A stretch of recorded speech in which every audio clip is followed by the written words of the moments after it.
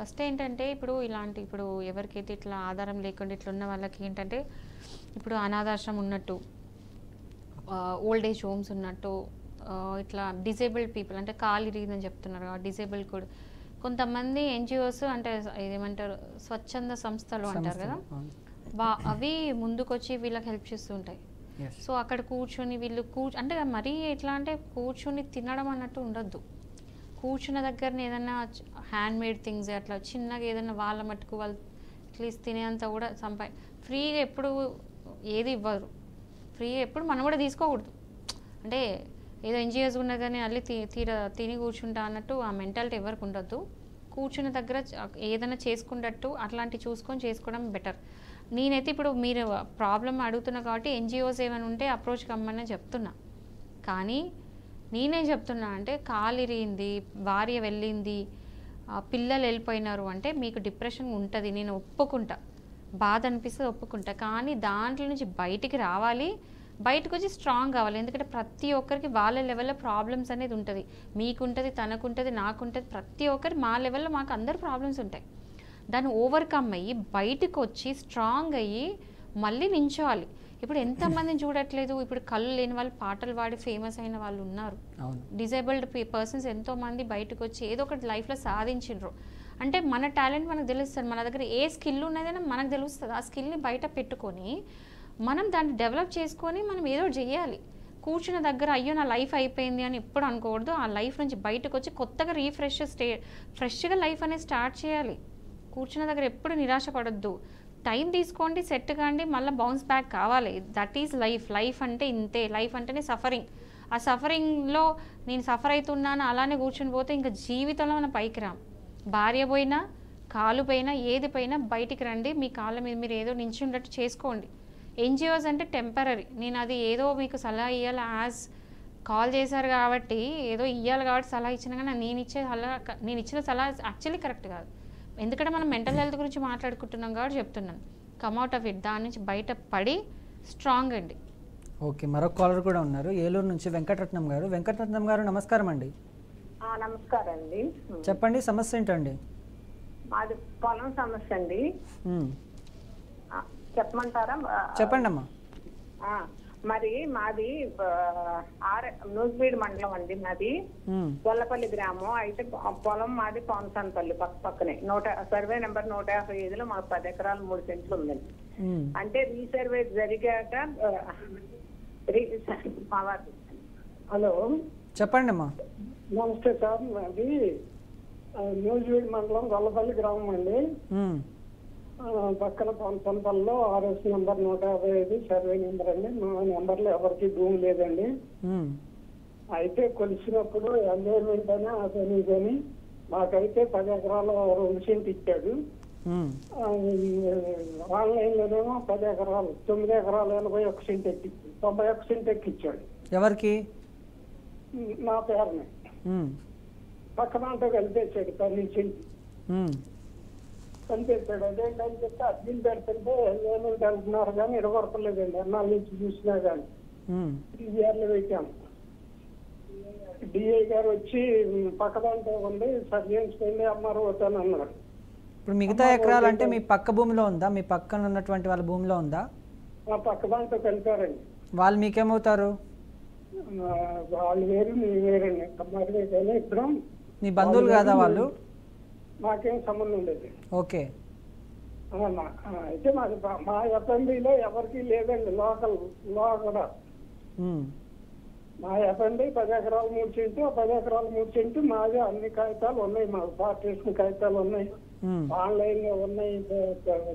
సర్వేకి పెట్టారా? సర్వేకి అప్లై చేశారా? చేసామండి, 5 దడవలు చేసాం. మరి ఏమైంది అప్పుడు?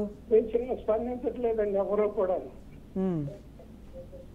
వాళ్ళు సమగ్ర సర్వేలోనేమో 10 ఎకరాల 9 ఎకరాలు 91 సెంట్ ఏమో ఆన్లైన్ లో ఎక్కిచ్చారు. మాకు ఎప్పుడేమో 10 ఎకరాలు 2 సెంటు ఉందని చెప్పి ఇచ్చాడు కాగితం సర్వే అయినాక. ఆన్లైన్ లో ఎక్కిచ్చారు. అదేంటని చెప్పి పవనపల్లి సదస్సులో పెట్టామండి. రెవెన్యూ సదస్సులో పెట్టాము. పెడితే డిఐ గారిని కాదు సార్, ఎంఆర్ఓ గారు డిఐ గారు వచ్చి పక్కదంతా కలిసిందండి, మీ ఎంఆర్ఓతో సరి చేసుకోండి అని చెప్పి లెటర్ ఇచ్చారు, అనాలిమెంట్ ఇచ్చారు. ఎంఆర్ఓ గారు నా చేతిలో లేదంటారు. ఆఖరిగా మన మినిస్టర్ గారికి చెప్పించాము, అంత పెట్టేశారు, ఎవరు స్పందించట్లేదండి. మా 10% తగ్గింది ఇప్పుడు భూమి. ముందే మా దాంట్లో మా ఎస్ఎండీనే మార్చేశాడండి, కొలతలు కూడా మార్చారు. అంతకుముందు 3 సార్లు 4 సార్లు కొలిపించారు కూడా. 10 ఎకరాలు 3 సెంట్లు కొలిచారు, అప్పుడు ఉందన్నాడు. అదే సర్వేర్ కూడా ఉందన్నాడు. రాళ్ళు కాస్తే పక్కన తీసేసి ఆమె చేసేస్తున్నారు.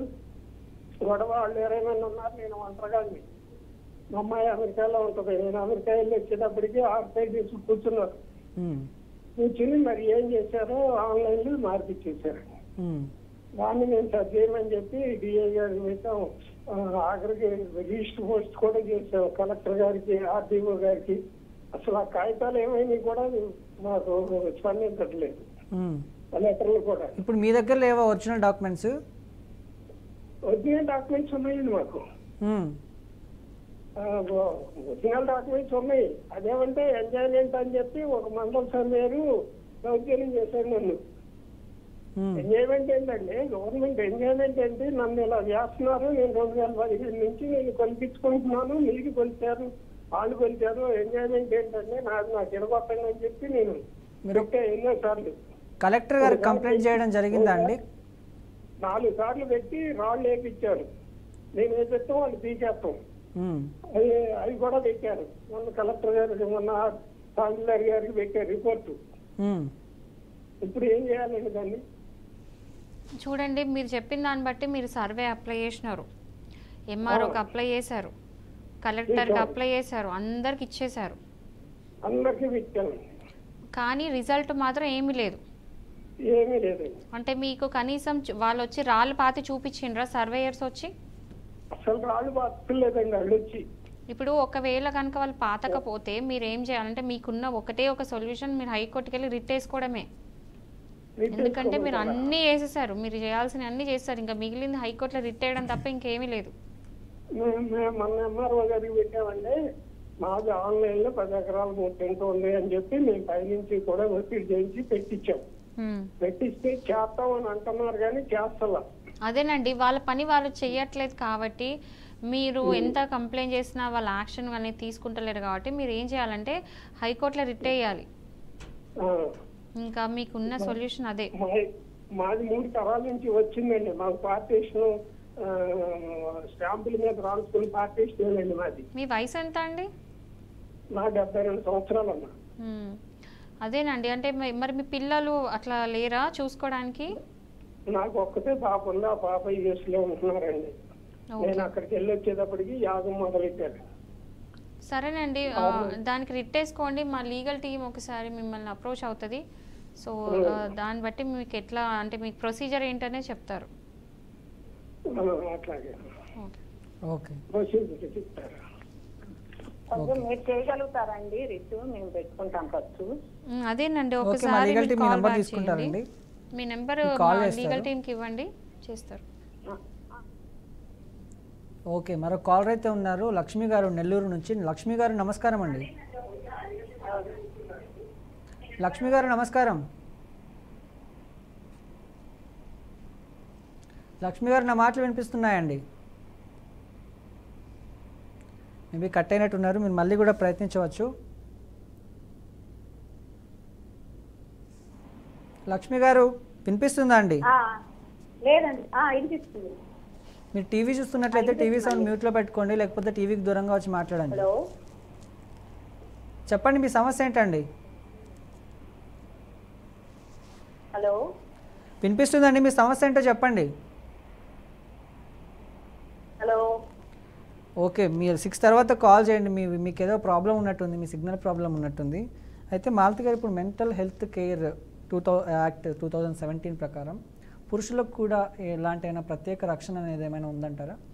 ఒకటి mental health act 2017 gender neutral, అంటే ప్రతి ఒక్కరికి అప్లై అవుతుంది. అది ఆడవాళ్ళని డిస్క్రిమినేషన్ లేదు, మగవాళ్ళని డిస్క్రిమినేషన్ లేదు, ట్రాన్స్జెండర్స్ అని డిస్క్రిమినేషన్ లేదు, అందరికీ కూడా ఈ యాక్ట్ సిమిలర్గా అందరికీ అప్లై అవుతుంది. ఎందుకంటే ఇప్పుడు మనకి ఆర్టికల్ 14 ఉంది, ఆర్టికల్ 14 ఏం చెప్తుందంటే ఈక్వల్ రైట్స్, ఈక్వాలిటీ ఉండాలి. అండ్ 15 ఏం చెప్తుందంటే నో డిస్క్రిమినేషన్, అంటే జెండర్ బేస్ చేసుకొని డిస్క్రిమినేషన్ అది ఉండద్దు. సో అలాంటి డిస్క్రిమినేషన్స్ ఏ యాక్ట్లో ఉండదు. సో మెంటల్ హెల్త్ అంటే జస్ట్ పర్టికులర్లీ మెన్ కోసం ఉన్నది కాదు, బట్ ఆ యాక్ట్ అనేది మెన్ అనేది యూజ్ చేసుకోవచ్చు. యాక్ట్ ఒకటి ఉంది కాబట్టి ఒకవేళ ఏదన్నా ఉంటే మాత్రం అందులో ఉన్న సెక్షన్స్ అన్నీ కూడా మెన్ యూజ్ చేసుకోవచ్చు. అది ఒకవేళ అమ్మాయిలకు అప్లై అయితే అమ్మాయిలు యూజ్ చేసుకోవచ్చు. అది డిపెండ్స్ అంతే, అంతేగాని పర్టికులర్ మెన్ కోసం అయితే కాదు యాక్ట్.